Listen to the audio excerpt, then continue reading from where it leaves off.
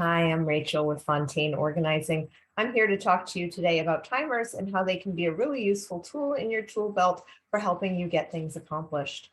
A lot of people associate timers with things like taking your food out of the oven on time so it doesn't burn, or playing games like chess. But timers are really awesome little devices for getting your tasks accomplished. Often people, particularly those with ADHD, struggle to either get tasks initiated or continue on tasks once they've started. Of course, for people with ADHD, hyperfocus is also a challenge, and that's where you get started on a task, and once you dive into it and you get focused, you have trouble leaving that task when the time is up. So timers are going to be great tools for helping you to set an end point for the work that you're going to work on. A lot of times we struggle to get started on a task because we don't know what the end point is. Our brains say, well, if I don't know when it's going to end, I might as well not get started at all.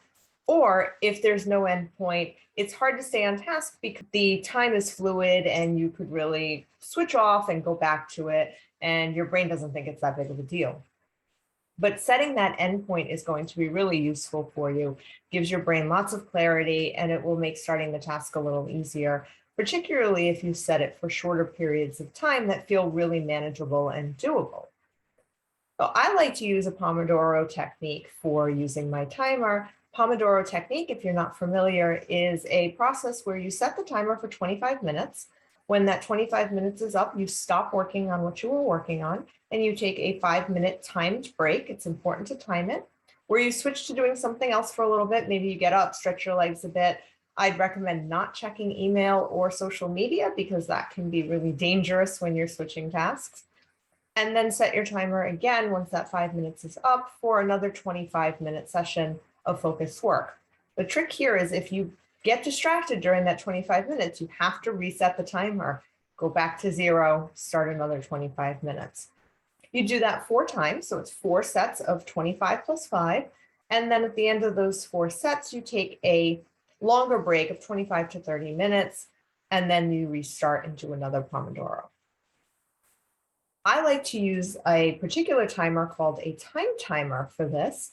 And it is a timer specifically designed for those individuals with ADHD, but it works well for everyone, particularly for children, because it shows a countdown and it shows the time that is remaining in a nice red chunk. So you have a really visual representation of how much time has passed and how much time you have left. Another way to use a timer, in addition to the Pomodoro technique, is to set a timer and race. A lot of times this is useful for families who want to do a tidy up at the end of the day. They can set the timer for 10 minutes or so, and everyone races the timer to see how much they can get done of a certain task in that time.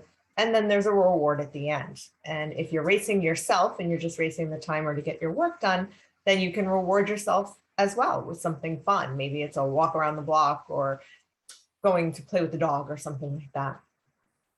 Another way that you can use a timer is on your phone.